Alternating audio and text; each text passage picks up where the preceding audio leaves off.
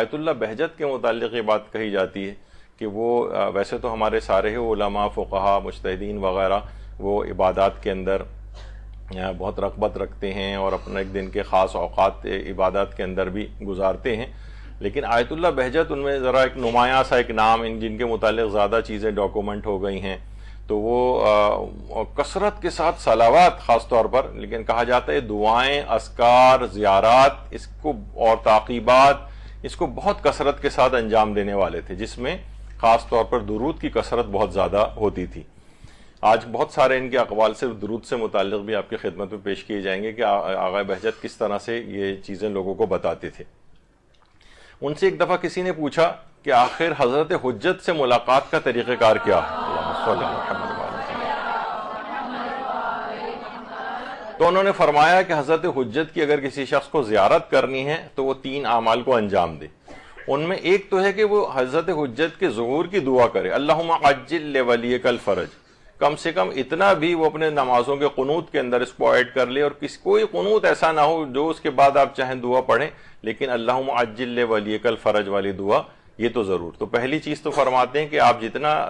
تعجیل fridge کی دعا کریں گے اتنا ہی زیادہ امکان بڑھے گا کہ جو امام کے لیے آپ دعا کر رہے ہیں ان کے ظہور کے لیے، تو امام اتنے ہی متوجہ ہوں گے، آپ سے ملاقات کا چانس بڑھتا چلا جائے گا۔ دوسرا فرماتے تھے کہ مشتاقان زیارت حضرت حجت کو نمازوں کے لیے مسجد جمکران میں زیادہ حاضر ہونا چاہیے۔ یہ بھی کہتے تھے اگر واقعی آپ کو زیارت کرنی ہے تو بہت ایسے واقعات ہیں کہ حضرت حجت کی لوگوں سے جو ہے وہ اس انداز سے ملاقاتیں ہوئی ہیں، تو انہوں نے فرمایا کہ نمازوں کے لیے خاص طور پر وہاں مسجد جمکران میں حاضری۔ اور تیسرا فرماتے تھے کہ حضرت حجت کی تعجیل فرج اور سلامتی کے لیے اللہم صلی علی درود اور صلوات جو ہے یہ کثرت کے ساتھ پڑھی جائے، اللہم صلی علی محمد، یعنی تعجیل فرج کی دعائیں کریں اور مسجد جمکران میں نمازوں کے لیے زیادہ حاضر ہوں، اور امام زمانہ علیہ السلام کے لیے ان کی سلامتی کے لیے اور تعجیل کے لیے کثرت کے ساتھ درود بھی بھیجیں۔ یہ 3 اعمال بتاتے تھے کہ یہ ان سے ملاقات کے لیے بہت فائدہ مند ہے۔ تو بہرحال ہمیں بھی چاہیے کہ امام زمانہ علیہ السلام کے ظہور کے لیے ایک درود بآواز بلند آپ لوگ بھی پڑھیں۔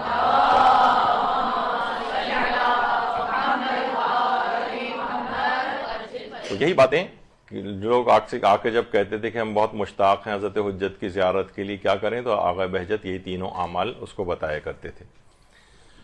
اور یہ بھی فرماتے ہیں کہ جتنا آیت اللہ بہجت فرماتے تھے کہ جس قدر بھی آپ زیادہ صلوات پڑھیں گے اس کی اس قدر آثار و برکات ہیں کہ اتنا ہی عشق اہل بیت آپ کے اندر پیدا ہوتا چلا جائے گا۔ جتنا عشق اہل بیت پیدا ہوگا اتنی ہی مادی لذتوں سے انسان دور ہوتا چلا جائے گا، اور پھر فرماتے ہیں کہ یعنی اتنا دور ہو جائے گا کہ پھر اس کے ذمے کوئی گناہ بھی باقی نہیں رہے گا۔ پھر رسول اللہ کی حدیث بھی بیان کی کہ من صلی علیہ مرتن لم یبق لہ من ذنوبہ ذرۃ، یعنی جو شخص ایک دفعہ بھی صلوات پڑھ لیتا ہے تو گناہ کا ایک ذرہ بھی اس کے اوپر باقی نہیں رہتا۔ یہ رسول اللہ کی حدیث بیان کی ہے۔ درود بھیجیے محمد علیہ، یعنی خود بخود اس کی مادی لذتوں سے توجہ ہٹنے لگے کیونکہ عشق اہل بیت زیادہ سے زیادہ اس میں پیدا ہونے لگے گا۔ کثرت صلوات سے عشق اہل بیت زیادہ پیدا ہوتا ہے، جتنا زیادہ پیدا ہوگا اتنی مادی لذتوں سے وہ دور جائے گا، اور اتنا دور ہو جائے گا کہ پھر ایک گناہ کا ایک ذرہ بھی اس کے اوپر باقی موجود نہیں رہے گا۔ آقا بہجت کے متعلق جیسے بھی آپ نے اس سے پہلے سنا کہ یہ بہت زیادہ درود جو ہے بھیجنے والی شخصیت شمار ہوتی ہیں۔ ایک جملہ اور فرماتے تھے کہ عام طور پر لوگ آ کر پوچھتے ہیں کہ بھائی کوئی فلاں چیز کا کوئی عمل بتائیں، جب بتایا جاتا ہے کہ مثلا آپ درود پڑھیں تو وہ ذرا حیرانگی سے ہوتا ہے نا کہ یعنی یہی بتا دی جو ہمیں چیز پتہ تھی پہلے سے۔ کوئی بہت ایسا پیچیدہ سا عمل بتایا جائے تو لوگ سوچتے ہیں وہ یہ بہت زبردست یعنی کوئی عمل بتایا گیا ہے ہمیں، جبکہ اتنی بہترین چیز بتائی جا رہی ہے صلوات، تو اس کو لوگ جو ہے نا وہ فرماتے ہیں کہ صلوات کو چھوڑ کر دیگر عملیات کی تلاش کرنا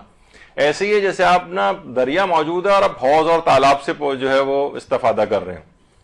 جیسے مشہور ہے نا کہ وہ جو کیا تھا وہ کہ وہ حج پہ گئے تھے اپنے والد کو لے کے، اور والد وہاں رش میں کہیں کھو گئے تو فون کر کے کہہ رہے تھے کہ ذرا داتا دربار میں دعا کروا دو، ابا کھو گئے۔ یعنی خانہ کعبہ میں موجود ہو، یہاں دعا کرو، تم داتا دربار میں دعا کروا رہے ہو۔ تو صلوات کو چھوڑ کر عملیات کی تلاش، کوئی اور عمل یعنی اتنا زبردست آپ کے پاس موجود ہے عمل لیکن آپ کہہ رہے نہیں فلاں فلاں جناب کوئی اور عمل ہمیں جو ہے بتائیے ذرا پیچیدہ قسم کا. تو یہ ایسی چیز ہے. تو آقا بہجت فرماتے تھے کہ ایسے ہی جیسے آپ نا حوض اور تالاب وغیرہ تلاش کر رہے ہو جبکہ دریا موجود ہو. اچھا اگر کسی کو قرآن پڑھنا نہیں آتا ہو, ان کے متعلق بھی آیت اللہ بہجت سے پوچھا گیا کہ بہت سے ہمارے بزرگ ایسے ہیں جنہیں قرآن پڑھنا نہیں آتا ہے. تو فرماتے تھے کہ اگر کسی کو قرآن پڑھنا نہیں آتا ہے تو وہ کم سے کم پھر یہ کرے کہ کثرت کے ساتھ صلوات پڑھا کرے. ویسے تو پہلی کوشش تو یہی ہونی چاہیے کہ اس کو قرآن پڑھنا آنا چاہیے. کتنی شرمندگی کی بات ہے کہ ایک آدمی بوڑھا ہو کے دنیا سے جا رہا ہے اور اسے قرآن پڑھنا نہیں آتا ہے. تو قرآن پڑھنا صحیح سیکھنا چاہیے. کتنے بزرگ میری نگاہ میں ایسے ہیں کہ جنہوں نے مرنے سے پہلے کافی عمر ہو جانے کے باوجود بھی قرآن پڑھنا سیکھا باقاعدہ عالم کے ذریعے, کسی مولانا سے. تو بہرحال کبھی بھی شرمانا نہیں چاہیے. کسی کو نہیں پڑھنا آئے تو اس کو قرآن پڑھنا سیکھنا چاہیے. لیکن بالفرض اگر نہیں آ رہا ہے اسے پڑھنا قرآن پڑھنا تو کم سے کم وہ کثرت کے ساتھ صلوات پڑھا کرے. آقا بہجت فرماتے تھے. اسی طریقے سے اگر کوئی شخص تلاوت قرآن میں دلچسپی کسی کی نہ جو ہے وہ پیدا نہ ہو رہی ہو, تو اس کے متعلق بھی جب ان سے پوچھا گیا کہ بہت سے جوان ایسے ہیں جو قرآن میں تلاوت قرآن میں دلچسپی پیدا نہیں ہوتی. حالانکہ اگر دلچسپی پیدا ہو جائے اور دلچسپی کے بعد وہ قرآن کی تلاوت کرنے لگے, امام فرماتے ہیں کہ اس حالت میں کہ وہ جوان اور با ایمان ہو تو قرآن اس کے خون اور گوشت کے ساتھ مخلوط ہو جاتا ہے. تو یہ نوجوانوں کو چاہیے خاص طور پر, کیونکہ بہترین امام خمینی بھی بڑی تاکید کرتے تھے جوانوں کو کہ بوڑھے ہونے کا انتظار مت کرو. یہ جتنی بھی عبادتوں کو انجام دینے کا واقعتاً صحیح وقت ہے جوانی کے عالم میں, جب تمہیں یعنی نہ تم صحیح سے سجدہ کرنے کی تم میں ہوگی, پھر کرسیوں پہ کرو گے, بیٹھے ہوئے کرو گے, لیٹے ہوئے حالت میں کرو گے, نمازیں تم ٹھیک سے نہیں پڑھ سکتے ہو, اپنی واجب نمازوں کا ایک مسئلہ اس کے اندر پیدا ہو جائے گا, یا ناقص نمازیں پڑھو گے. تو یہ صحیح ترین عمر ہے تمہارے لیے. یہ نہیں کہ عام طور پہ ہوتا ہے کہ جوان ہے ٹھیک ہے, جب بزرگ ہوں گے تو عبادت دیکھی جائے گی. اصل عبادت کا ٹائم جوانی کے دور میں ہے. بڑھاپے میں تو انسان معذور ہو جاتا ہے اور ان عبادات کے انجام دہی اس سے نہیں ہو پاتی. تو بہرحال وہ فرماتے تھے کہ قرآن کی اگر تلاوت میں اس کی دلچسپی نہیں ہو رہی ہے کسی کی تو وہ کثرت سے صلوات پڑھنا شروع کرے. کثرت سے صلوات پڑھنے سے کیا ہوگا, کیونکہ قرآن اور اہل بیت کا چولی دامن کا ساتھ ہے. پیغمبر نے فرمایا دو برابر وزن کی چیزیں چھوڑ کر جا رہا ہوں, یہ کوئی بھی ایک دوسرے کے بغیر نہیں رہ پاتے. یعنی اگر وہ شخص کثرت سے صلوات پڑھنا شروع کرے گا تو اہل بیت سے ارتباط پیدا ہوگا تو قرآن خود بخود کھینچ کے اس کی طرف آ جائے گا اور وہ تلاوت قرآن بھی کرنے لگے گا. تو اگر کوئی شخص رغبت نہیں رکھتا ہے تلاوت قرآن میں, عام طور پر بچوں جوانوں میں دیکھا جاتا ہے, تو ان کو کہا جائے کہ روزانہ کم سے کم تم ایک تسبیح ضرور کم سے کم صلوات کی پڑھو, تو خود بخود اس کی رغبت قرآن کی طرف ہونے لگے گی. جب بھی امام کو نہیں آتا ان کی اس میں زیارت میں السلام علیکہ یا شریک القرآن, قرآن کے شریک, یعنی یہ شراکت پیدا ہو جاتی ہے. قرآن اور اہل بیت کا چولی دامن کا ساتھ ہے, ایک دوسرے کے بغیر رہ نہیں پاتا ہے, تو دوسرا کھنچ کر خود بخود اس کے پاس آ جائے گا. تو بہرحال قرآن کے اندر جو یہ نورانیت ہے, یہ سب چیزیں, یہ اگر رغبت نہیں پیدا ہو رہی, کثرت سے صلوات بھیجیں تو یہ زبردست اس کے اندر رغبت بھی پیدا ہونے لگی اور قرآن کی جو نورانیت ہے وہ بھی اس کے اندر آئے گی. آقا بہجت سے یہ بھی پوچھا گیا کہ سگریٹ, اور ایک جوان آیا کہنے لگا میں سگریٹ اور نشہ آور چیزوں کے استعمال کا عادی ہوں,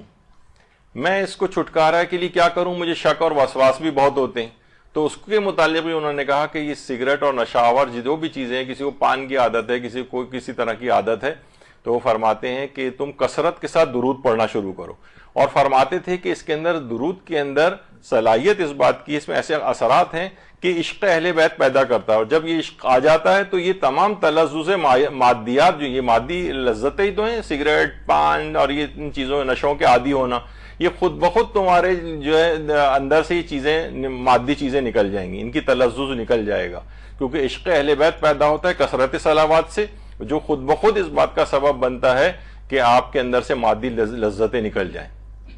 تو یہ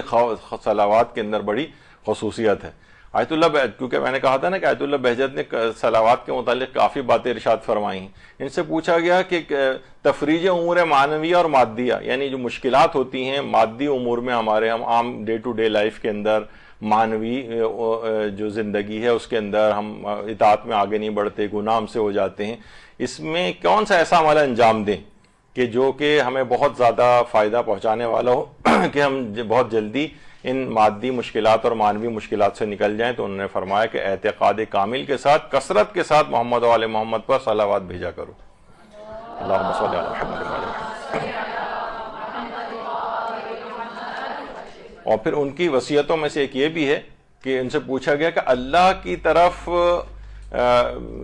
قربت حاصل کرنے کے لیے سب سے بہترین راہ کون سی، سب سے قریب ترین راہ کون سی؟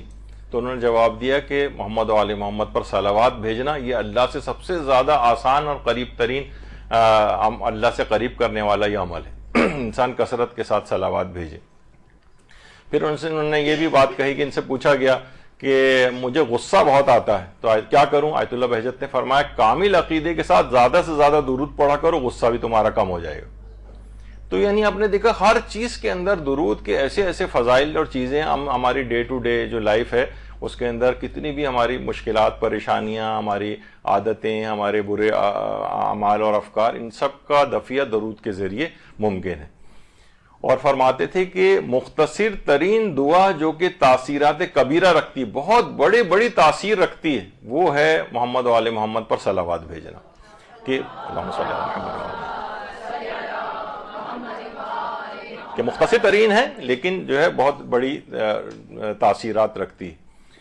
تو اور فرماتے تھے یہ بھی کہ خواہ ایک دفعہ ہی کیوں نہ صحیح، میتوں کے لیے، مرحومین کے لیے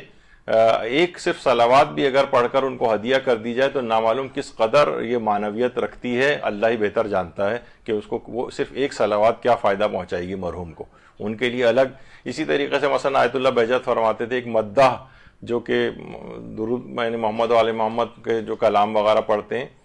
وہ خوشحال شخص تھا، امام کی خدمت، امام زمانہ کی خدمت میں پہنچا تو امام زمانہ نے اس سے فرمایا کہ محمد و آل محمد پر صلوات کے بعد وَعَجِّلْ فَرَجَهُمْ کہا کرو۔ آیت اللہ بہجت نے فرمائی یہ بات کہ اس طرح سے،